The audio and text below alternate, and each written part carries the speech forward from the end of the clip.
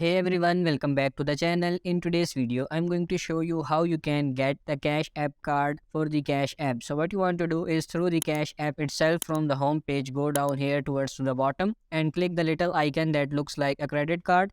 That's going to take us over the Cash card page. What we want to do here is click where it says get free Cash card, and then you need to choose the style of the card that you want. I am just going to click the basic black card option here at the top, and that at this point you can click personalize card to add some personalized touches to this. If you don't want to do that, you can just click down here where it says order card. At this point they are going to ask where they should send the cash card, so just double check to make sure that your address information is correct, and then if everything checks out, go towards the bottom and click where it says next, and then it's asking to confirm your first and last name, so make sure you enter in that information right here and click next. They are going to list details about your cash card. You can look over these, open up this drop down menu, and you can see some more information. And then once you get to the bottom, click down here where it says continue, and then you are going to need to confirm your cash pin, so enter in that pin code to move on to the next step. And then that finally brings us to this page where it says your cash card order is confirmed with a little check mark, and that's going to take us back to our cash card page where they are going to have an image of the example